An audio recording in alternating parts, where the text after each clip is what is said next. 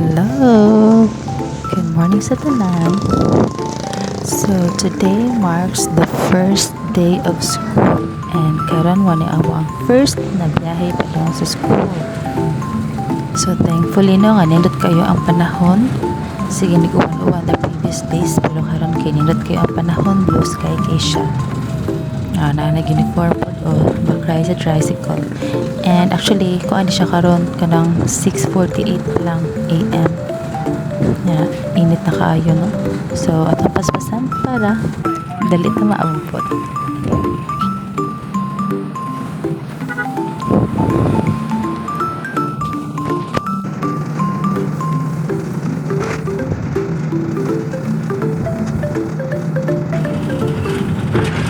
Alright, with my eldest daughter. So, grade 1 na siya karon. And her first time, her first day po niya sa school.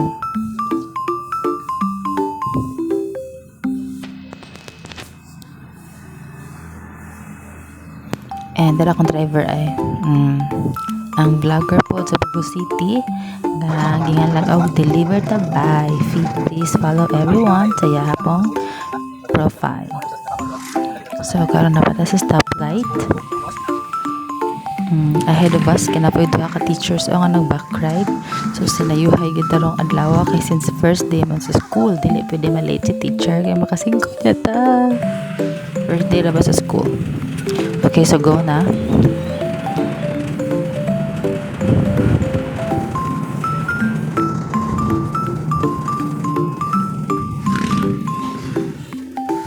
And nabot kami sa school.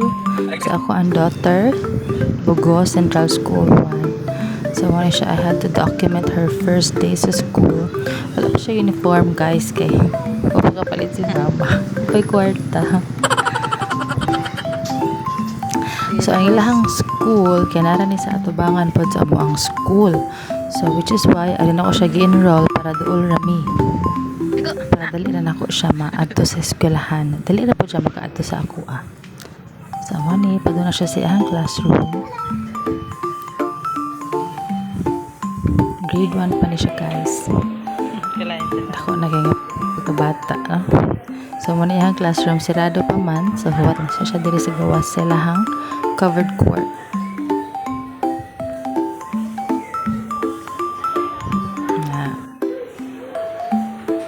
Okay, finally nakasuod na siya. Gamay pa lang sila no, sinsayo pa man. So muna ang iyang classroom. Ano siya na bilang sa grade 1 Rizal. And then karon padung na pud ko lakaw, padung sa Luyo, which is padung sa amuang school. Sa Siri Bugo Senior High School. So the sun is shining brightly. Nindot kayo ang panahon. Sa padung ni siya entrance sa amuang school. Sa dala, since lunes man, padungan ni sila maglinya for flag ceremony. So daho kayo ang amuang ground sa amuang school. Karon na rin siya oval, makadagan-dagan na mo diri. Flag ceremony, which they are singing na the Blue Hymn.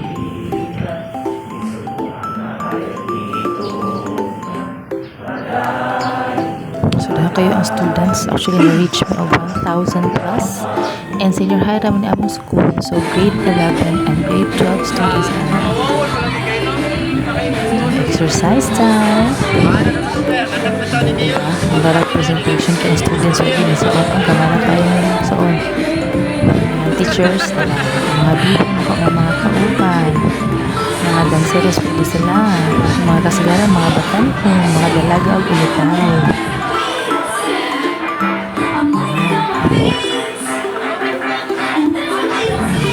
Sa students, gambara kayo ng happy. Marami nag-present ano sila. Walang exercise.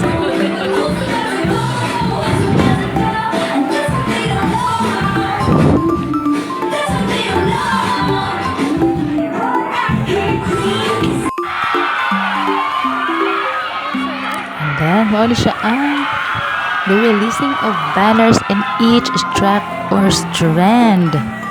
So, nasugit sila sa ABM or Accountancy Business Management. So, masya na banner kada track or strand, guys.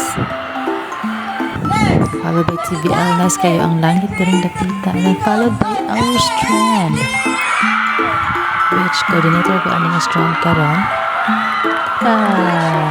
The Arts and Design track. Alright. Nakaproud among banner. Taas kaayo. And here's the STEM. Our Science, Technology, Engineering, and Mathematics. So here's our active school principal, Ma'am Elizabeth Balacos.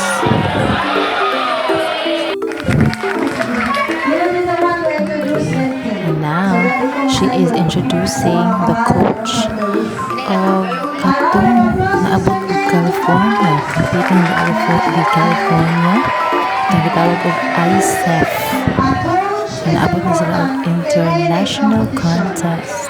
Without a coach, the science fair and the USDA Week last year. And then the coach, Mr. Itang, also introduced the members of that contest as well.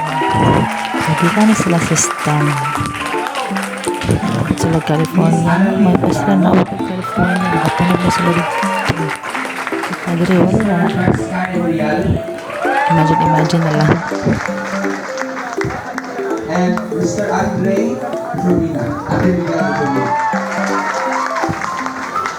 Okay, so they're wearing the jackets na kailangan mo sa DepEd and Commonwealth from the International Science Engineering Fair Grade 11 to 3.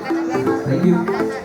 teachers, please advance para makapicture na sila. Without you po, they cannot make it.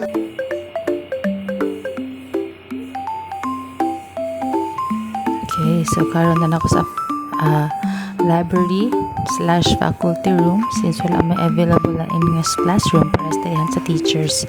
So kini ang library among stayhan. So mo ni siya akong things and kini akong tanom diri nga grabe ka loyal sa ako. Hello everyone.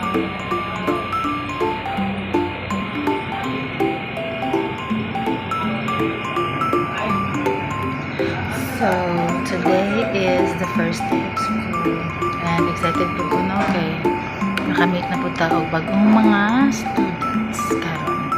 And ato na i-discover kung sa nila mga talent na po mga buotan mga students or mga badlungon, no? So God bless us on our first day. And here, nag-print na ta sa daily lesson log, which is a requirement every week. Of course, kay Monday maroon sa ating past tense lesson plan. And here is a message from my close friend na makapagana sa adlaw o sa tibuok semana. And then kini, tanata sa schedule. Kaya libog pa si ma'am sa iyang schedule. So that's it. Bye guys!